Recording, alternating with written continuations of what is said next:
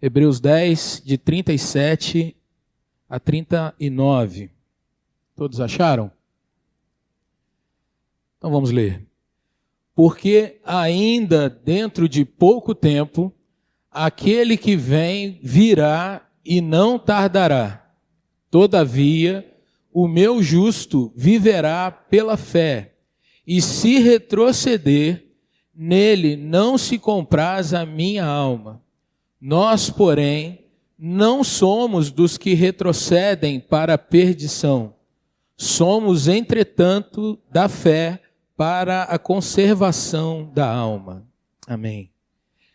Meus irmãos, quando nós pensamos em livros que são difíceis na palavra de Deus, certamente na lista da maioria dos crentes, dos teólogos, a carta aos Hebreus se inclui.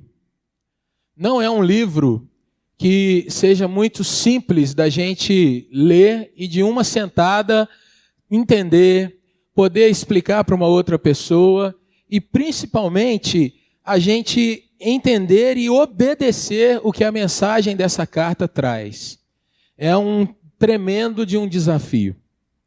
É um desafio, irmãos, porque os primeiros leitores que receberam essas palavras, eles já tiveram sobre si a responsabilidade de vivenciar em loco aquilo que o escritor estava dizendo para eles. E era um momento daqueles que receberam a primeira versão, as primeiras letras mesmo de Hebreus, os autógrafos, já era um grande desafio. Que dirá para quem vem depois? Que dirá para nós nos nossos dias? E o nosso desafio, irmãos, nesse tempo de estudo, é entender o que a carta nos traz, é aprender o que significa os escritos para aqueles irmãos do passado, poder ter no nosso coração a visualização de tudo isso, o significado das questões que estão sendo tratadas, mas principalmente nós tomarmos a firme decisão de obedecermos aquilo que está escrito na carta. E esse é um ponto que vai tocar, pelo menos no meu entender, vai tocar muito firme nas nossas experiências cristãs atuais. Para que você entenda um pouco do que eu quero dizer, quantos de nós aqui, irmãos, já não nos pegamos algumas vezes dizendo assim, olha, eu estou passando por um momento tão difícil. Quando eu não era crente, isso não acontecia. Foi eu realmente entender a minha vida com Cristo, ser aceito por Cristo, que começou a passar sobre a minha vida um monte de tempestade. Eu antes tinha facilidade para isso, para aquilo, agora eu já não tenho mais. Às vezes, nos meus negócios, eu preciso conviver com a responsabilidade, sendo um cristão, de cumprir com todas as obrigações e eu não recebo, em contrapartida, todos os direitos ou todos os benefícios oriundos de andar direito nos meus negócios. E aí vem aquela questão, por que você não deixa essa parte aqui de lado, dá uma escorregada aqui, uma maquiada ali? Às vezes, nós vemos pessoas, irmãos, lutando com a sua saúde de uma forma tão aguda, e essas pessoas se cansam num certo momento e dizem, puxa vida, será que vale a pena permanecer, caminhar dessa forma, honrando, louvando a Deus, enquanto parece que eu só tomo pedrada?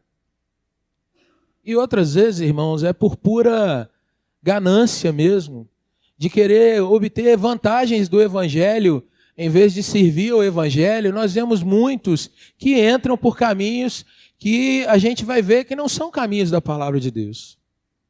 Às vezes as pessoas dizem, olha, você pode ter Jesus, continua caminhando com Deus, louvando, indo na igreja, mas olha, se você fizer tal coisa, mal também não vai fazer, faz isso.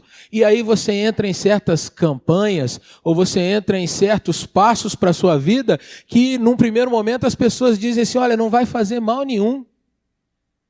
Mas aí você começa a ter Jesus e mais alguma coisa atachada ou colocada junto para responder pela sua fé. Você começa a buscar os valores do Evangelho, mas ao mesmo tempo você coloca, não, se eu não fizer tanto tempo de oração, isso não vai. se eu não realmente jejuar muito e buscar muito, e aí você vai transferindo para você a responsabilidade dos resultados da fé. E aí você vai cair numa questão que vai vivenciar obras como se as obras fossem te justificar diante de Deus, até o ponto em que muitos dizem: Senhor, eu oro todos os dias às 4 às 5 da manhã e o Senhor não está me ouvindo, o que o Senhor está fazendo comigo?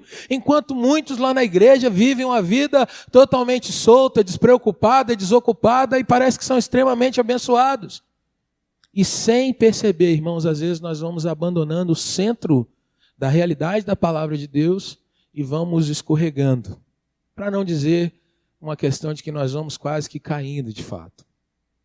Uma outra questão que surge muito nos nossos meios é aquela questão de que, poxa, a pessoa estava indo tão bem na igreja, conhecendo doutrina reformada, se confessando realmente um crente salvo pela graça e tudo, de repente abandonou tudo.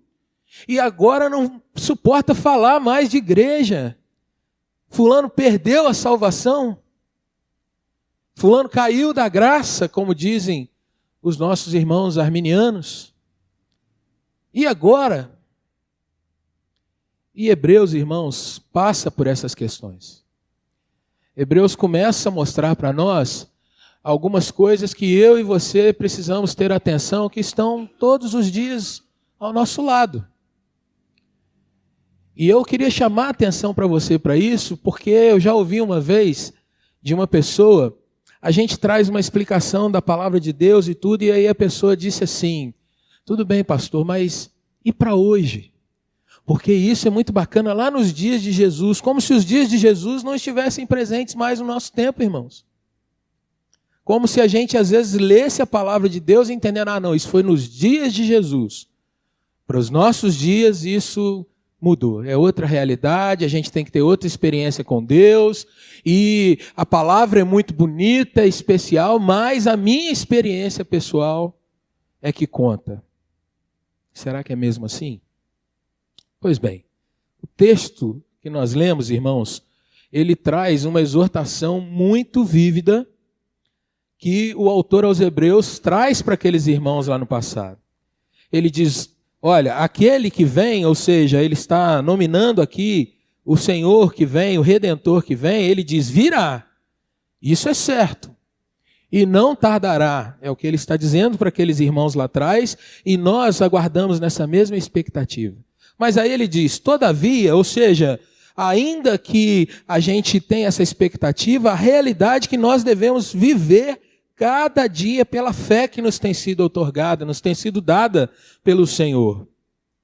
Mas caso venhamos a retroceder, aí ele diz: a gente não tem o prazer, a alegria do Senhor na nossa alma.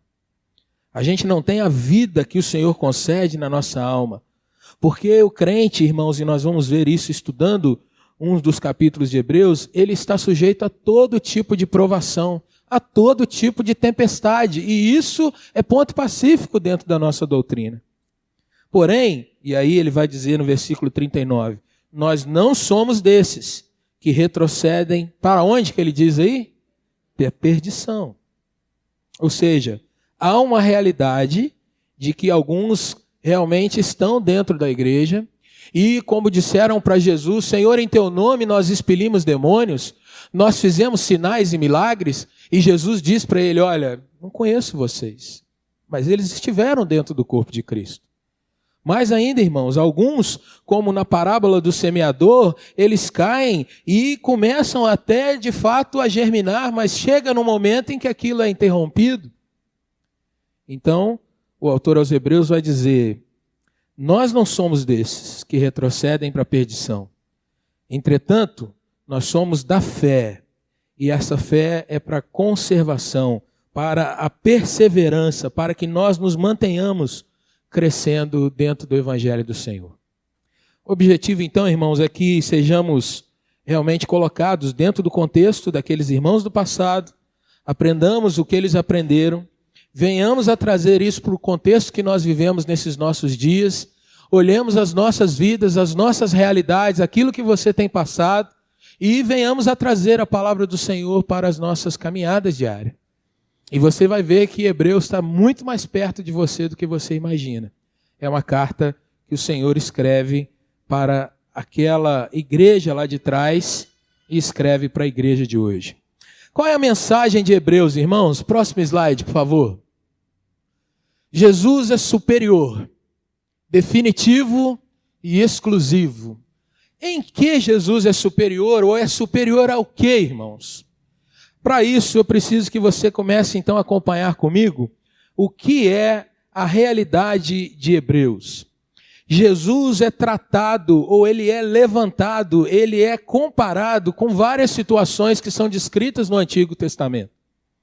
E aquele povo, os primeiros leitores, eles tinham o conhecimento de Cristo, porque estavam próximos ao tempo em que Jesus veio encarnado. Eles tinham não só ouvido o evangelho de gente que esteve muito perto de Cristo, como também, irmãos, eles tiveram muitas experiências com Cristo. Mas havia uma sombra sobre aqueles irmãos. Havia uma situação que eles precisavam lidar com elas. A gente vai ver daqui a pouco qual é. Mas se você quer uma palavra para você definir todo o escrito, toda a carta aos Hebreus, essa palavra é melhor ou superior. Se você quer uma frase, a frase é Jesus é melhor, Jesus é superior. E se você quer um entendimento do que a carta vai dizer, Jesus é de fato superior ao que nós vamos ver daqui a pouquinho. Jesus é definitivo, não há uma questão de que ele precise retornar no sentido de nos ensinar mais coisas, deixar uma nova obra, fazer algo de novo para trazer o entendimento daquilo que ele é e quem ele é.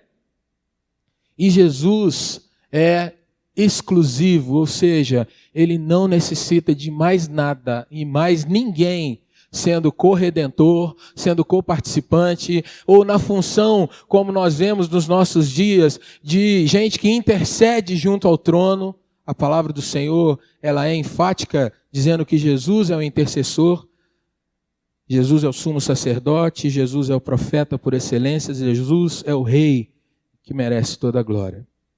Muito bem, a partir desse entendimento, o que vai chegar para nós, irmãos, é a realidade como crentes de uma experiência contínua, ou seja, cada dia eu trazer isso ao meu coração, eu ser realmente reabastecido pelo Senhor e reconhecer Jesus. Todas as vezes que você vem para a igreja, num domingo, de manhã ou de noite, o que você vem fazer é cultuar ao Senhor. O que é cultuar? É você servir a Deus. É você realmente colocar como se fosse um garçom ou um maître numa bandeja, algo que vai agradar aquele a quem você está servindo. Só que o que você coloca nessa bandeja? É a sua própria vida. É o seu sacrifício de louvor, de adoração.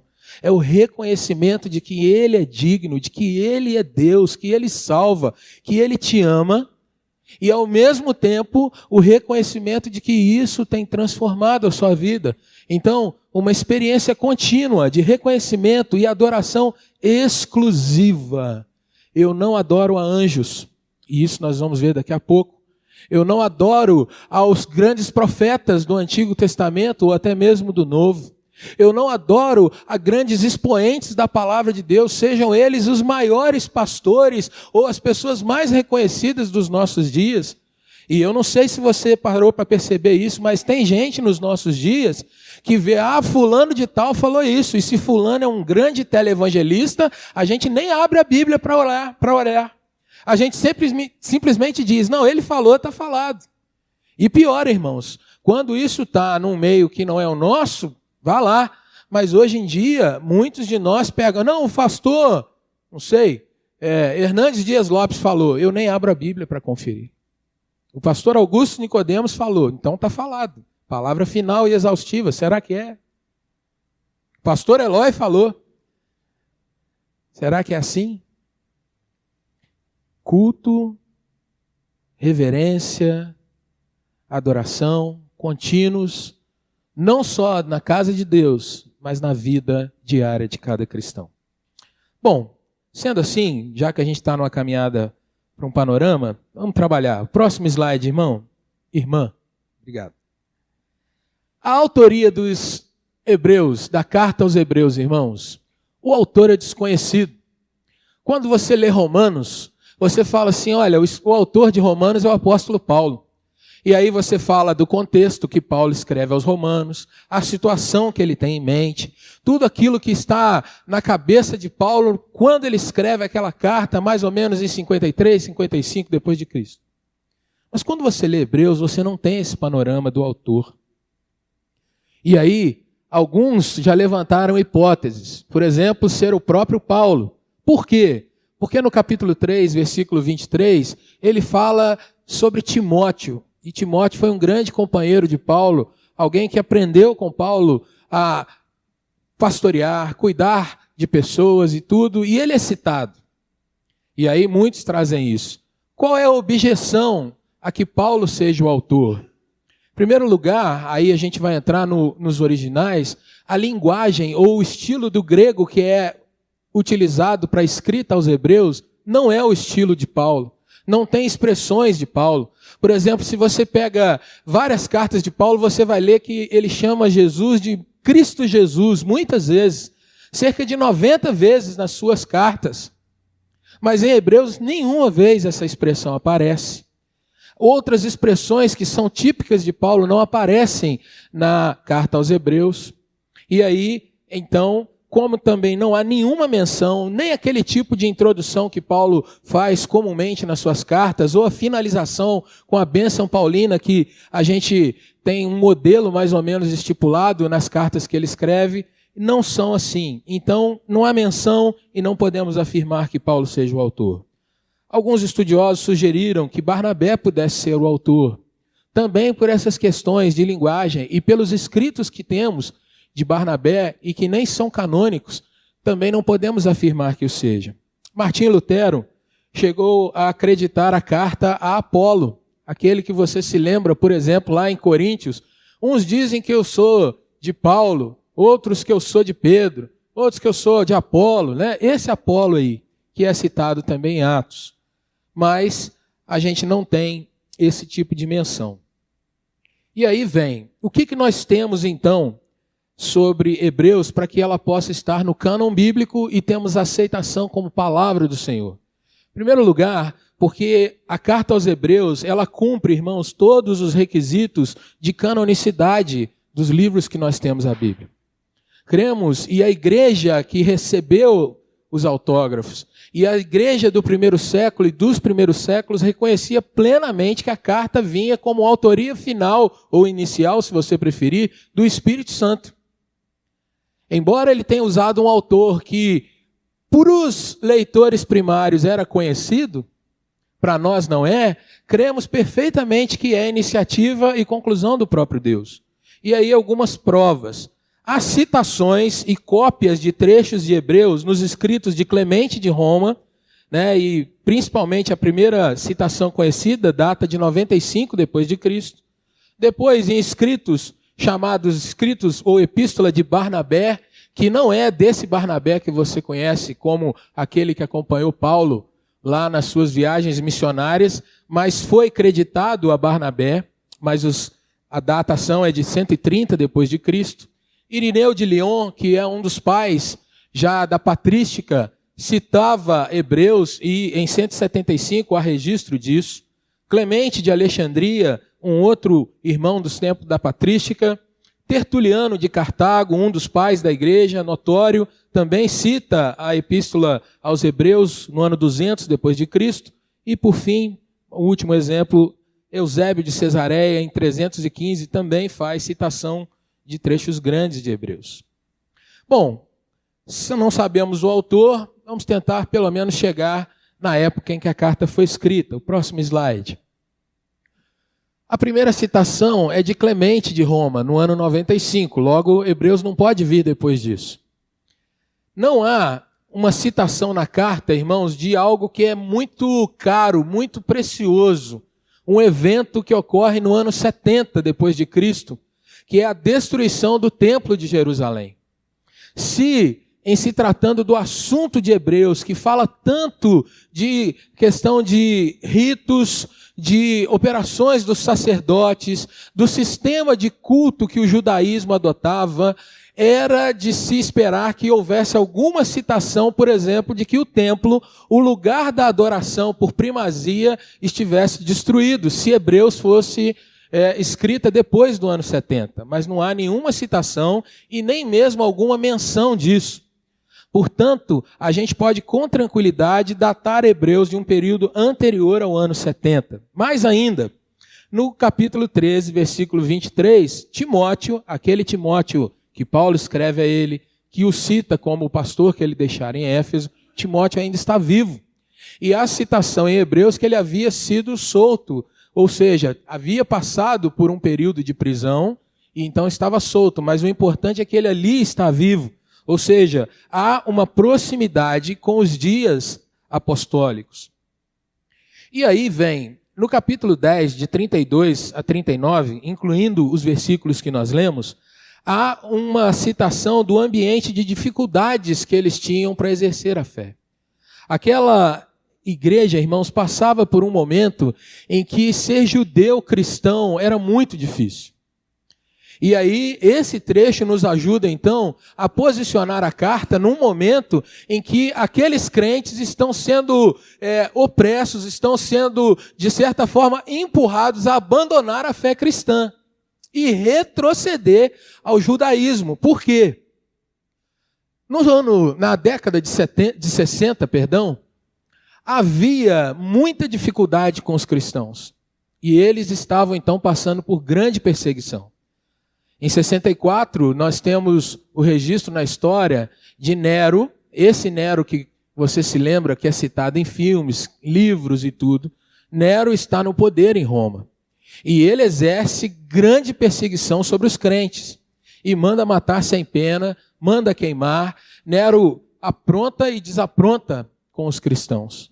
Porém, a perseguição sobre o judeu clássico, tradicional, aquele que respeitava a religião antes de Jesus Cristo, não era tão severa dessa forma. Então, o crente que veio do judaísmo, ele tinha perseguição sobre si por conta do nome de Jesus Cristo. Mas havia uma flexibilização da sua religiosidade se ele não entrasse por essa questão e se restringisse aos sacrifícios que eram feitos dentro das sinagogas, se restringisse aos estudos do judaísmo e à confissão de fé como um judeu tradicional. Isso, então, irmãos, vai nos colocar com uma certa tranquilidade em datar Hebreus mais ou menos entre os anos 67 e 69 depois de Cristo. E nesse ambiente você vai ter, então, uma igreja que está sendo pressionada por conta da sua fé. Quando você lê aquelas cartas do Apocalipse, você vai ver João falando que nos dias em que ele escreve, quem não adorasse o imperador romano, muitas vezes não podia comprar, realizar comércio. Não podia vender, porque era cristão. Ele tinha que adorar o imperador, senão ele não tinha liberdade para viver. Nos dias que nós temos um panorama de Hebreus, não havia tão forte perseguição assim, mas havia muito de cobrança sobre os cristãos. E isso vai ser asseverado dentro do ambiente romano. Mas, o que acontece então com os crentes? Ora, se eu proclamar Jesus, se eu andar dizendo que sou de Jesus, se eu realmente romper com as tradições do judaísmo, ou seja, aqueles sacrifícios de animais lá no templo, se eu reconhecer que só Jesus Cristo é o Senhor e definitivamente Deus, aquele que me salva, eu vou sofrer. O que muitos então fazem? Senhor, tu sabes que eu te amo. Tu sabes que eu quero andar na tua presença. Mas eu não consigo lidar com tanta dificuldade. Então ele confessa para as pessoas que ele é judeu, que ele vive dentro daquela realidade, e ele não confessa que Jesus Cristo é o Senhor da sua vida. Irmãos, para pensar um pouquinho, quando você está num ambiente que não é esse ambiente daqui da igreja. Quando você está no seu trabalho, nos seus estudos, na sua roda de amigos, amigas, em que as pessoas muitas vezes tratam o cristão, principalmente o cristão protestante, evangélico, como alguém tolo, ou como tratam de uma forma pejorativa a sua fé, e você ainda nem disse que essa é a sua fé, e você de repente dá um passo para trás e fala, é melhor não entrar nesse tipo de polêmica. Se alguém me perguntar alguma coisa e tudo, eu digo que eu sou cristão, porque aí fica um negócio bem genérico, mas eu afirmar de fato quem eu creio, por quem eu oro, pagar o preço por isso, agora não dá. Eu posso perder meu emprego, posso perder minhas amizades, eu posso ser considerado alguém fora da roda.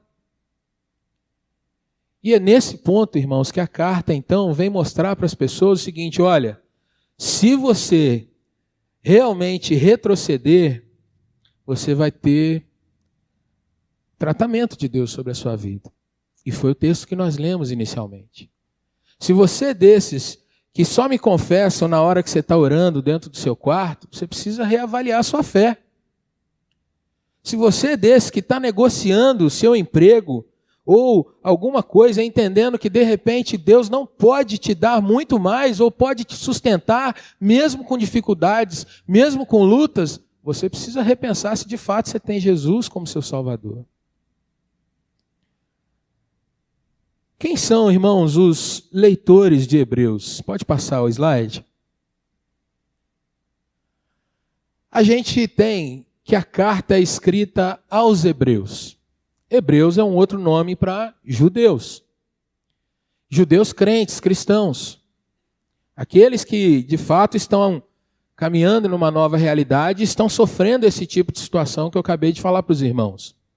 Mas sobre eles, a gente pode, irmãos, através da leitura da carta, entender que eles são bem conhecidos do autor da carta.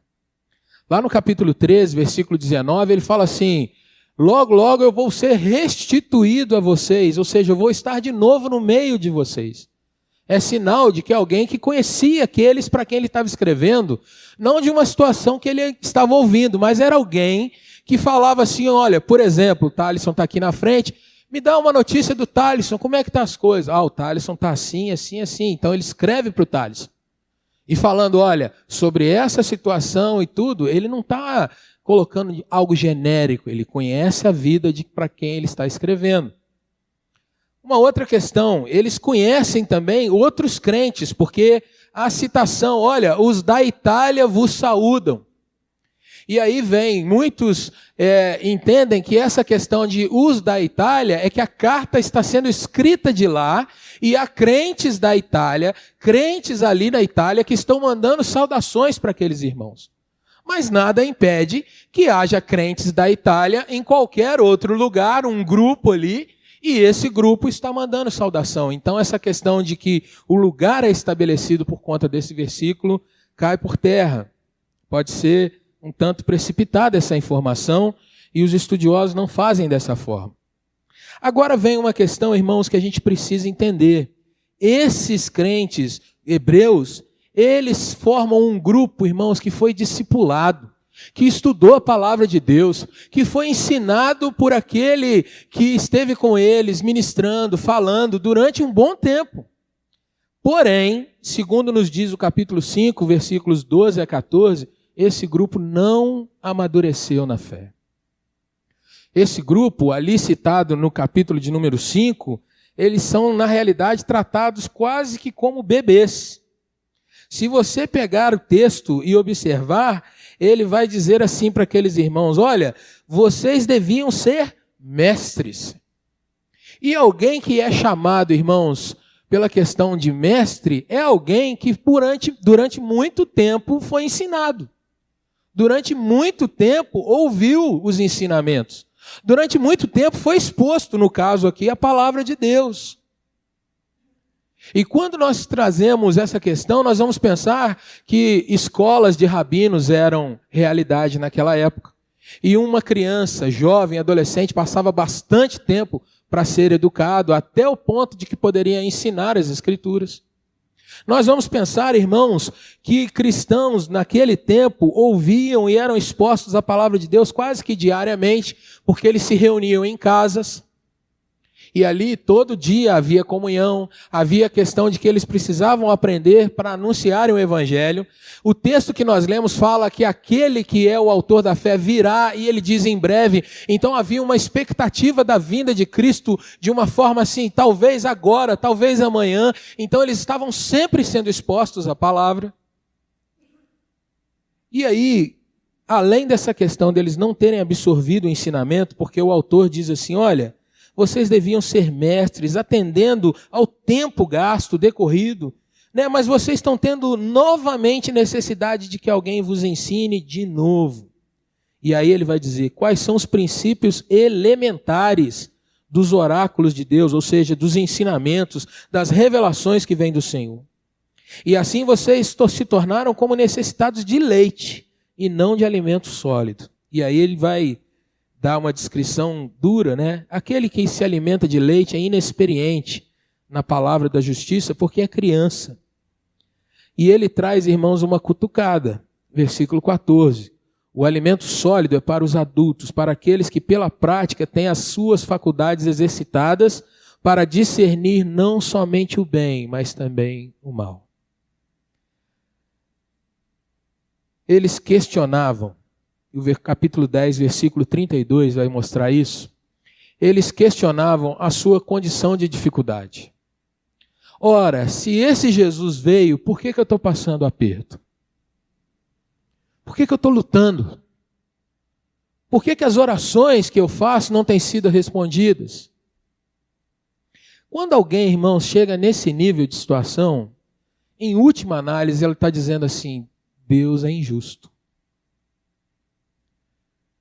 Porque eu estou fazendo a minha parte e a pessoa, então, coloca a parte dela, ela tem um entendimento pessoal de que ela está cumprindo com certos padrões, e aí ela se julga no direito de exigir de Deus. Eu oro tantas horas, eu leio 35 capítulos da Bíblia por dia, eu visito 22 pessoas por semana. Deus tem que fazer a parte dele. E cadê sua parte, Deus?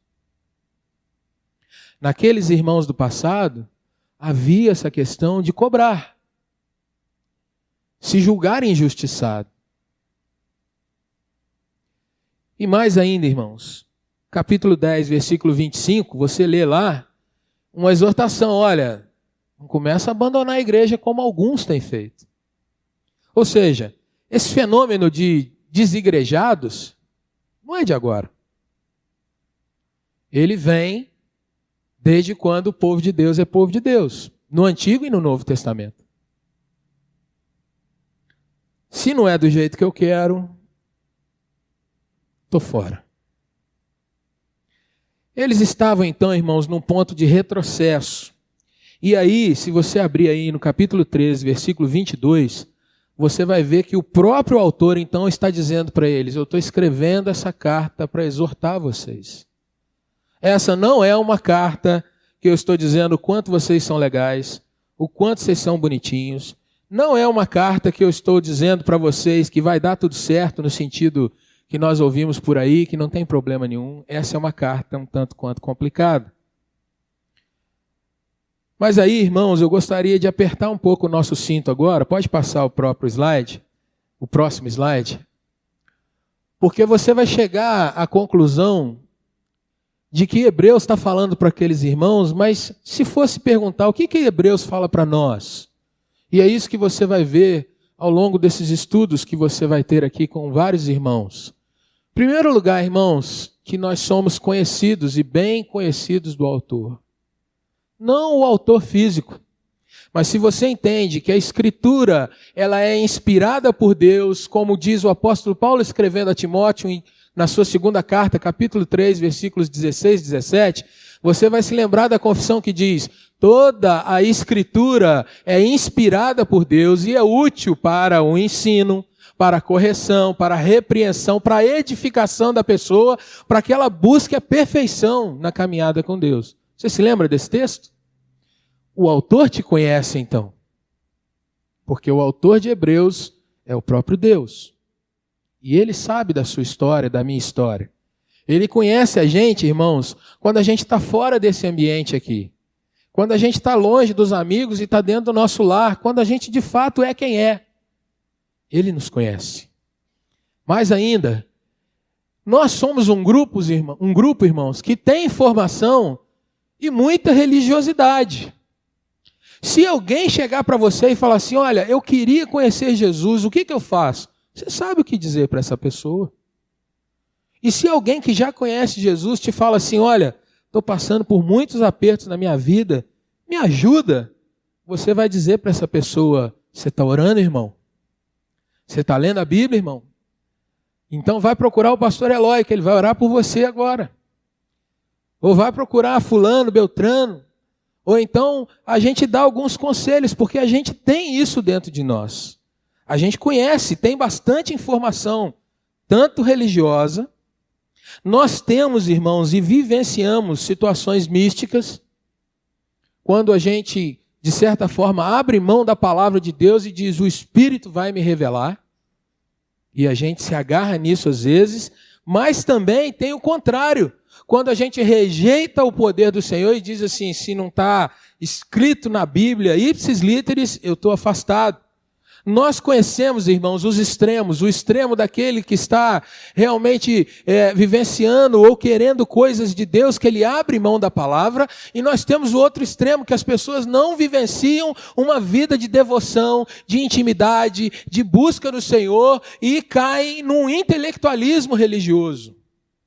Os dois extremos são ruins. Porque o Senhor Jesus nos advertiu, vocês estão errados, e se vocês não conhecem a Escritura, e se vocês não conhecem o poder de Deus. Mais ainda, irmãos, quantas vezes nós não vemos que estamos sendo discipulados, e porém, a gente não tem amadurecido na caminhada cristã? Isso é algo muito sério. Quanto tempo você tem de crente? Quanto tempo você tem de igreja, de banco de igreja? Quanto tempo, irmãos, a palavra tem me sido ensinada? E às vezes eu não tenho a coragem de entrar diante do reino do Senhor e orar pelos meus vizinhos, pela conversão deles, ou pela cura de alguém, ou pela conversão da minha cidade. E às vezes, irmãos, eu tenho a coragem de dizer, isso não me pertence. Como bom reformado ou péssimo reformado, Deus tem os seus escolhidos e Ele vai buscar. Eu não vou evangelizar. Quantas vezes, irmãos, somos discipulados, mas diante de um vendaval, uma situação que é dura e é verdade, mas eu retrocedo, eu digo, Senhor, comigo não. Isso nos assemelha aos hebreus? Irmãos, nós questionamos a nossa dificuldade? Questionamos as dores que às vezes Deus deixa a gente passar? Senhor, por que eu?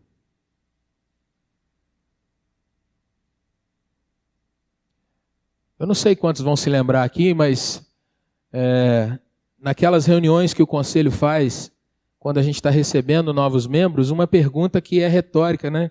Desculpa, é sempre repetida. Se Jesus falasse hoje com você, por que eu devo deixar você entrar no céu? O que você vai dizer para Jesus? Quem se lembra dessa pergunta aí? Que ouviu lá do conselho? Às vezes a gente ouve.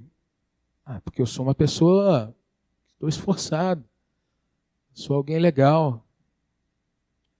E aí o conselho vai apertando, vai empurrando, vai ensinando, até que as pessoas... Não, eu estou podendo entrar no céu porque é graça, porque não é obra minha, é do Senhor. Mas, irmãos, às vezes nós questionamos as nossas posições porque nós achamos que esse mesmo Deus que é gracioso ao nos salvar, Ele não é mais gracioso quando a gente está passando por um apuro. Ele não é mais gracioso quando eu estou enfermo. Irmãos, eu não estou falando de algo que está longe, não. Eu cheguei de férias quarta-feira passada na minha casa, tinha dado um jeito nas minhas costas. E de lá para cá, irmãos, até hoje não voltou ao normal. E de manhã, na hora que sai da cama, você fala assim: ô Senhor, tem tanta coisa para fazer hoje, só podia dar uma aliviada nas dores. Só que daí, irmãos, para a gente começar a murmurar contra Deus é um pingo. Senhor, sou pastor da tua casa, preciso trabalhar, ter material, o senhor vai me deixar nessa? Isso é uma experiência minha. Por último, irmãos, estamos em posição de honrar Jesus de fato, ou seja, no nosso culto a gente dá o melhor para o Senhor. Nos nossos relacionamentos com a igreja, irmãos, nós damos o melhor. Irmãos, no dia a dia, dentro de casa, nas nossas relações de trabalho, nas nossas vivências sociais, nós damos o melhor para Jesus na frente das pessoas. Ou nós estamos, irmãos, diferente disso, nos apegando àquelas soluções que demonstram as nossas obras. Nós nos apegamos, às vezes, à contribuição que a gente dá em alguma coisa na igreja. Trabalhei pra caramba nesse evento, nessa situação, dei a minha oferta, fui visitar fulano e tal. Então, assim, o Senhor vai me abençoar. E condicionamos isso. Ou, às vezes, até na falta de obras, irmãos, nós nos apegamos para dizer assim: olha, o Senhor é soberano, o Senhor vai fazer, louvado seja Deus, mas eu tenho que resolver outras responsabilidades agora. Como uma frase que a gente tem visto por aí. Às vezes a gente fala que para estar com um compromisso genuíno com Deus, a gente é muito novo. E tem que estudar muito, porque está na época de estudo. E tem que trabalhar muito, porque a gente está na formação profissional. E tem que trabalhar ainda mais, porque agora nós temos que conquistar o nosso mercado de trabalho, o nosso lugar ao sol, a situação do sustento da nossa casa. E o tempo está passando. E agora nós temos filhos, e os filhos não podem ir à igreja porque eles estudaram a semana toda e eu quero ter um pouco eles comigo, afinal eles são meus. E quando eles são adolescentes eu tenho que cuidar deles, porque eles adolescentes, se eu não vigiar, eles vão numa festinha que eu não sei, e eu tenho que estar junto, e a igreja vai ficando, a vida com Deus vai ficando. E daí a pouco eu já estou me preparando para a aposentadoria, e não dá para eu estar na casa do Senhor, porque agora é o meu último esforço, é o último sprint. E daí a pouco eu vejo que não dá mais para eu servir a Deus, porque o tempo passou e eu já não tenho mais a força da juventude. Irmãos, quantas pessoas não servem a Deus na juventude porque acham que é muito cedo, e não servem mais a Deus na sua velhice porque acham que é muito tarde. Será que nós precisamos então de uma carta de exortação? Será que nós precisamos de que esse autor aos Hebreus fale ao nosso coração também? Nós vamos ver então, irmãos, o que nós vamos aprender nesse curso. Pode passar o próximo. Nós vamos ver, irmãos, que Jesus ele é superior, ele é definitivo e ele é o exclusivo Salvador. Você vai ver nesse curso que Jesus ele é superior aos ritos. O judaísmo, irmãos, acreditava que cumprindo aquelas exigências que você lê, por exemplo, no livro de Levítico ou no livro de Êxodo, cumprindo os sacrifícios de animais, eles seriam perdoados pelos seus pecados. Isso é uma palavra do Senhor? É. Mas o que havia muitas vezes no coração do judeu é o orgulho. Fiz a minha parte, agora Deus tem que fazer a dele. O que havia no coração do judeu é: não preciso fazer mais nada e nem preocupar-me com outras nações, com outros povos, porque isso é do Senhor. Enquanto que o Salmo 96 diz: cantai ao Senhor todas as terras, anunciai entre as nações a glória do Senhor. Jesus, irmãos, então ele é superior aos ritos judaicos, aos ritos contemporâneos que nós vemos nos nossos dias, em que muitos irmãos têm vivido uma religiosidade e não uma fé genuína de relacionamento com Deus. Jesus é superior, irmãos, aos grandes profetas, e Moisés está ali porque ele é citado no livro de Hebreus, e nós vamos ver isso. Moisés é o grande sinal, o grande exemplo de todo um sistema que perdurou durante centenas de anos. Mas Jesus é superior a Moisés. Nós vamos ver que Jesus é superior aos anjos, irmãos. Para o judaísmo, a figura angelical era algo tremendo, fantástico. Você se lembra de Isaías capítulo 6, onde ele tem uma visão com anjos? Você se lembra dos amigos de Daniel que têm uma experiência e eles veem um quarto homem na fornalha? Muitos atribuem aquilo a uma teofania, ou seja, uma aparição do Senhor através da figura de Cristo. Outros dizem que era um anjo. Nós vemos Abraão que foi visitado por anjos. Aquele povo, irmãos, quando havia uma descrição de alguma coisa angelical, era mudado a estatura, era mudado o sentido, a coisa crescia porque era algo tremendo. Mas se você parar para pensar nos nossos dias, você vai ver que tem canções que quando as pessoas cantam, aquilo é maior do que Jesus, dizendo tem anjos voando em todo lugar, em cima do trono, no altar e tal, e isso se torna maior do que a presença do Filho do Deus vivo no nosso meio. E tem muito crente que você fala com ele assim, olha, Jesus me encontrou, e ele diz assim, e aí? Mas se você disser para ele assim, rapaz, eu vi um anjo, me conta. Era grandão? Porque se for grandão, foi igual o que eu vi. Nós vemos crentes, irmãos, que valorizam muito mais algumas experiências que a palavra de Deus, que dizem que são menores. Mas por quê? Porque esses crentes não entendem, irmãos, ou pelo menos não têm o seu coração mexido, porque tenta explicar o que é o Deus Todo-Poderoso encarnado, sendo um de nós.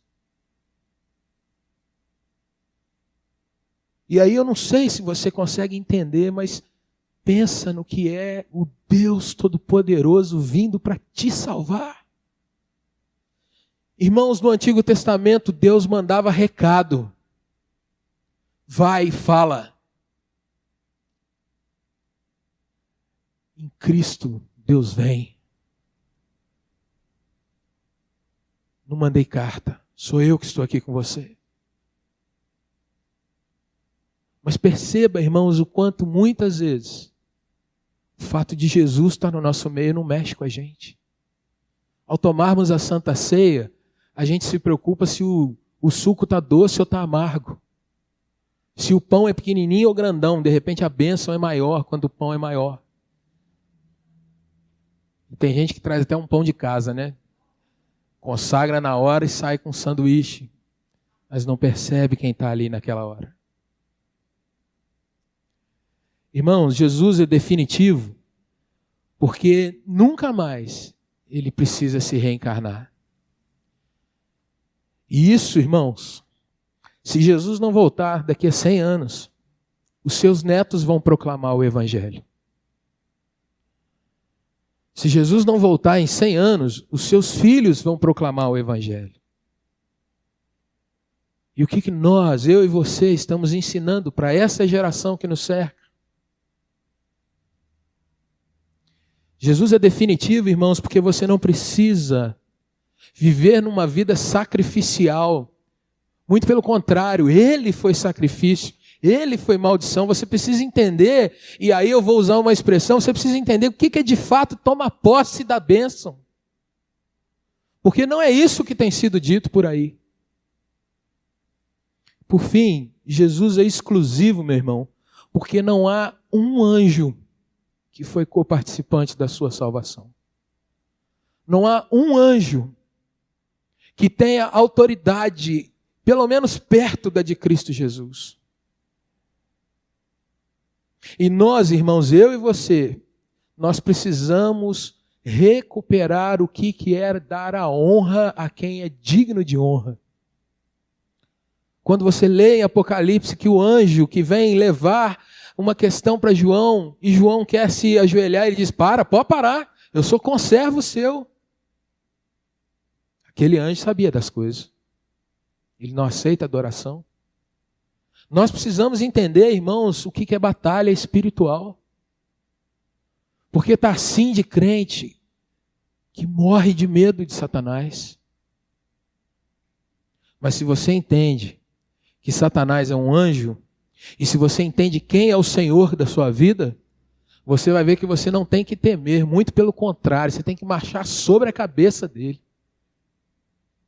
E ao mesmo tempo, você precisa guardar que, sendo um anjo, ele pode trazer artimanhas, porque a palavra do Senhor nos ensina que ele se transveste de um anjo de luz. E às vezes ele coloca coisas dentro da sua caminhada com Deus, para que você rejeite Cristo e passe a andar por certos sinais. Então a gente não pode se enganar de quem ele é e também não pode se amedrontar de ter que enfrentá-lo.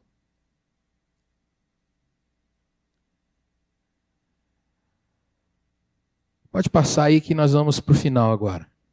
Alguns temas que você vai ver em Hebreus.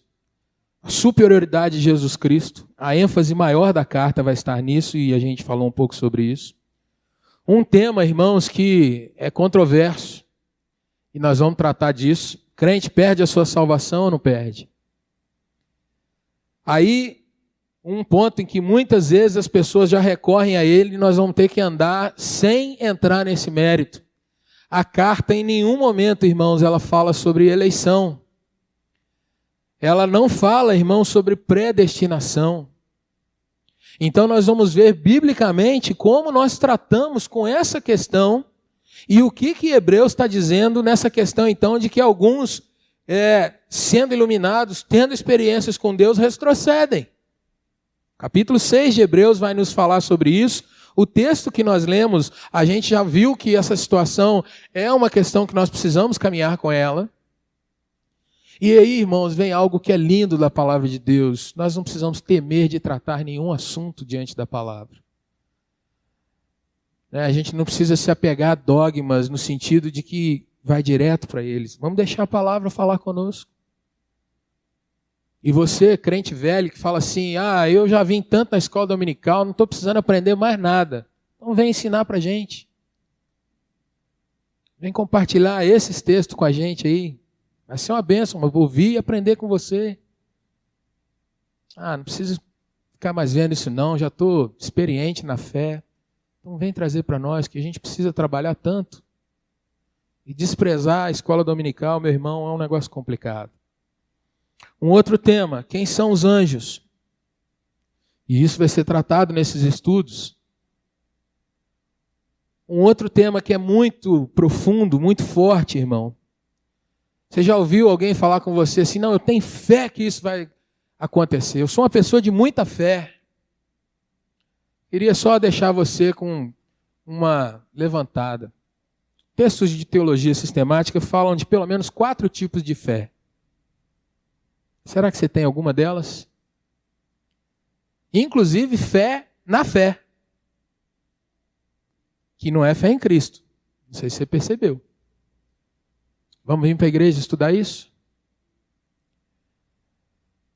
O que é fé? Fé em quem? Ou fé no quê?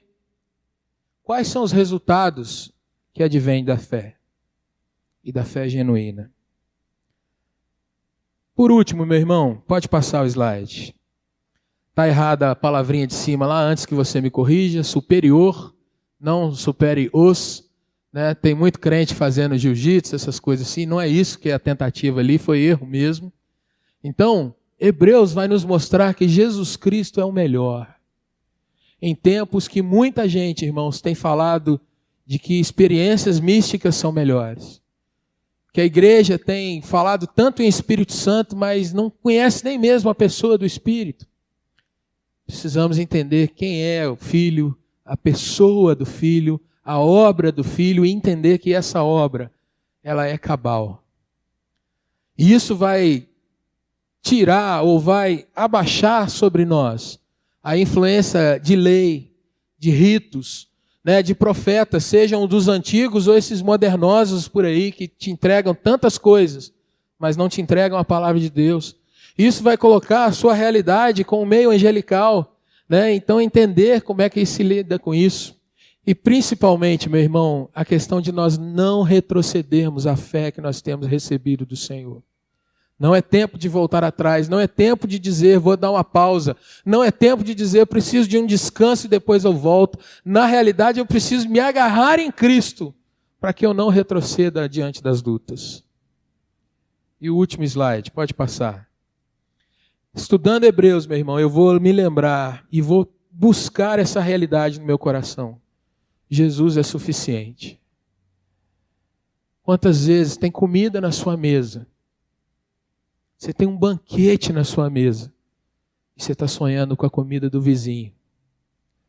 Quantas vezes você está recebendo alimento saudável, mas você quer ir para um McDonald's comer um fast food porque você acha que lá vai te satisfazer ou trazer melhorias? Quantas vezes, meu irmão, você está realmente tendo coisa boa, mas você está se culpando ou se criticando ou se perguntando, será que em tal lugar não vai ser melhor? Jesus Cristo é definitivo, meu irmão. Ou seja, quanto mais você conhecer sobre Jesus, não é só maturidade que vem, é poder. Quantas pessoas, irmãos, gemem por uma noite de paz, um sono, que a pessoa diga assim, posso dormir porque quem está me cuidando é tão poderoso que nada pode me tocar. E isso está à sua disposição. Jesus é exclusivo. Você precisa santificar esse nome na sua vida a cada dia. Você precisa deixar o ai meu Jesus para dizer, meu Jesus. Você precisa ser lembrado que isso vale para aqui dentro e para qualquer lugar onde você estiver. Jesus está sempre contigo, em todas as áreas da sua vida. Ele não é conselheiro, ele é dono. Ele não é aquele que te fala assim, olha, estou te sugerindo. Ele é aquele que diz assim, se você me obedecer, é isso que vai acontecer. Mas se você não obedecer, eu lamento, mas você vai levar uns cascudos da própria vida e de você mesmo. E por fim, você vai ser lembrado que tanto acréscimo, eu venho para Jesus, mas eu não dispenso algumas ajudinhas que eu tenho por aí. Isso é pecado. Isso é afrontar o nome do nosso Senhor. Você dizer que não tem problema nenhum absorver mais alguma coisinha. Não é como aquele crentezinho assim, não, eu sei que Deus está cuidando de tudo no meu dia, mas eu vou ler o horóscopo só para, não sei, uma sugestão. Alguma coisinha assim, vamos ver. Mal não vai fazer. Isso é pecado. Crente que lê horóscopo está pecando. Como crente que joga em loteria está pecando. Como crente que faz rifinha, de repente assim, para dar uma ajudazinha, alguma coisa, precisa avaliar a sua fé. Como crente, irmãos, que diz que se você fizer X dias de oração, tudo vai ser resolvido. Como crente que diz, se você depositar no altar do Senhor hoje, tudo aquilo ali, Deus vai resolver. Isso é pecado. Dízimo é dízimo. Oferta é oferta. Fé é fé. Jesus é Jesus. Mas se eu também, irmãos, trago decréscimo, se por aquela questão de dizer assim, não sei o que eu devo fazer, então não vou entrar em nada. Hoje o evangelho está tão complicado que eu prefiro viver a minha fé particular dentro da minha casa. Eu faço o meu estudo bíblico sozinho, porque afinal de contas aquele pastor Jeff, sei lá se ele está falando alguma doideira por aí. Eu faço as minhas orações porque eu sou de repente mais espiritual, então lá em casa eu faço sozinho. Eu vivo tudo dentro da minha particularidade. Você está em pecado também. Não vá além, nem fique aquém daquilo que é o evangelho do Senhor.